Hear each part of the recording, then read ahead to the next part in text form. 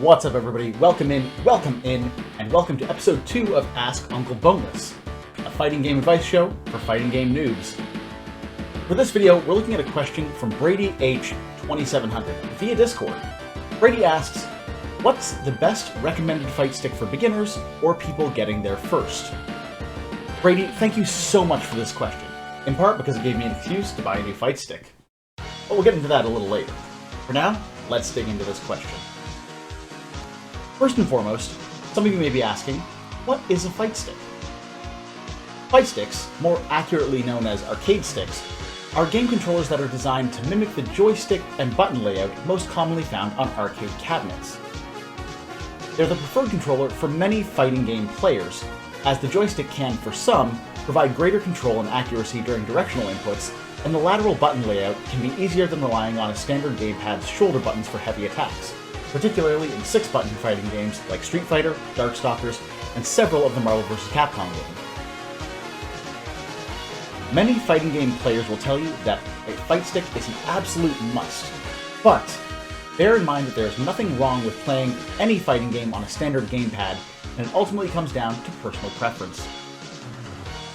Also, fight sticks are expensive, with the most reputable sticks boasting price tags over $100, and some even eclipsing the $300 mark. It can be a big ask to invest that much in what is largely a single use case peripheral. Now, bearing that in mind, there are more budget-friendly options available that don't involve you buying a piece of drop-shipped trash, and that's what we're going to be comparing in this video. Let's look at our challengers. First up, the Qanba Drone. A couple of things to note about the drone. First and foremost, this is my everyday stick. I've had it for a little over a year now, and I've used it basically exclusively. Second, over the course of the last year, I have been gradually modding it, swapping out most of the joystick parts and all 8 push buttons, and adding this rad overlay I had commissioned that features 2 of my mains, Sakura from Street Fighter and Lilith from Darkstalkers. That doesn't affect functionality, I just like how it looks. Third, this particular stick is no longer available. I was lucky enough to snag this one just before Qanba ceased production on them in favor of the Drone 2, which admittedly has a slightly higher price tag, but is still on the low end in terms of cost, and I assume shares all of the pros of Drone 1, plus some others that I might not even be aware of.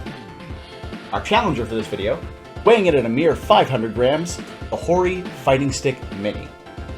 This stick certainly lives up to its name, as it's nearly half the size of the Qanba Drone. In spite of that, it does still feature a full-length joystick and 8 push buttons, albeit in a much more travel-friendly form factor. I opted to get the Nintendo Switch edition for a couple of reasons. First, it's PC compatible without requiring any additional drivers. Second, while my drone is PS5 compatible, I may want to play some of my fighters available on my Switch at some point. And third, it was like $15 cheaper than the PS5 compatible one. Look, I don't make much playing video games on the internet. In all seriousness though, the Hori Mini is without a doubt the most affordable stick on the market by a reputable arcade stick manufacturer, which makes it a very tempting option for fighting game newcomers who may be considering taking the plunge into these peripherals. But how does it handle? Well, that's what we'll be testing right now. In order to compare the performance of the two sticks, I booted up Street Fighter V and played through the 8-character Street Fighter IV themed arcade mode as Sakura once with each stick. I unironically love Street Fighter V. It's the fighting game that got me into fighting games, and the one that I'm definitely most comfortable with, so it seemed the best choice for this little experiment. My playthrough with my drone went about as well as I could have hoped, especially when halfway through I had to deal with Dan f***ing Hibiki. Despite being a joke character canonically, Capcom made Dan an absolute beast of a character in Street Fighter V, and it's not uncommon that I'll need to rematch him on an average playthrough.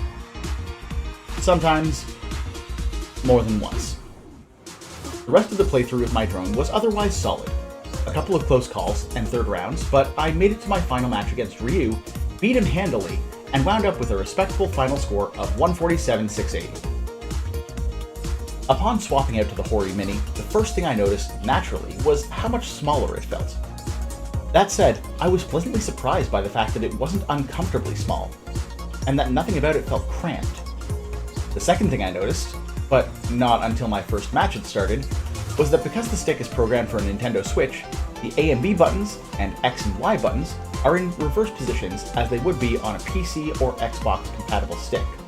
This means that when using this stick on a PC, the button mapping is also reversed. A minor inconvenience, but nothing a quick remapping doesn't fix. After that, it was off to the races. And if I'm being brutally honest, the Hori Mini felt fine, actually. Admittedly, the directional controls were a bit less precise, particularly whenever I tried a Tatsu, but by and large, I didn't really notice a huge difference in performance beyond that. I even beat Dan f***ing Hibiki on the first try!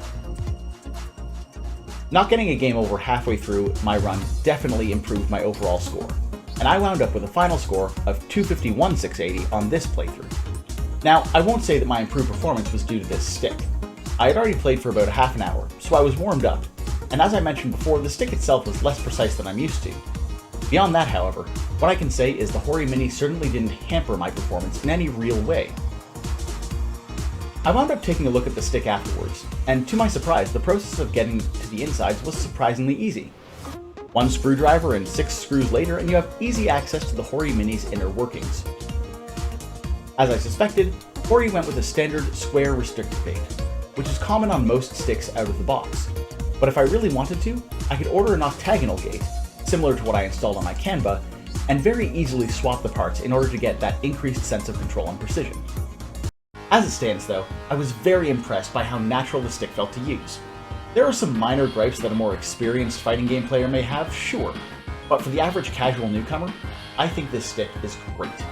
Because of the smaller form factor, I can absolutely see myself bringing the Hori Mini on the go, to my friends or family's homes, or anytime I don't feel like carting my full-size stick around in its own bag. This portability is also super convenient for Switch owners who want to take their fighting game experience on the go. What's more, with Capcom's new retro releases and a port of Guilty Gear Strive all coming down the pipeline for the Switch in the near future, I just may be getting more use out of the Hori Fighting Stick Mini than I had initially anticipated.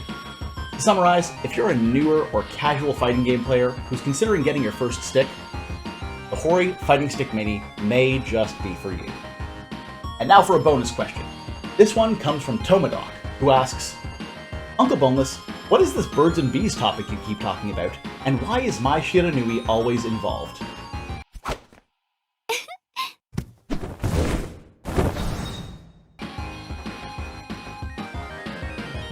Go to bed, Toma. I'll tell you when you're older. That's all for this episode. Thank you all for watching. Be sure to hit the like button if you enjoyed it, subscribe to the channel if you want to see more stuff like this, and drop a comment and let me know if you plan on getting a fight stick in the future, and if so, which one? If you have your own burning fighting game questions that you'd like answered, head over to my Discord and pop them into the Ask Uncle Boneless channel, and I will try my level best to answer them as best as I can. Remember y'all, Uncle Boneless says fighting games are for everyone. See you next time.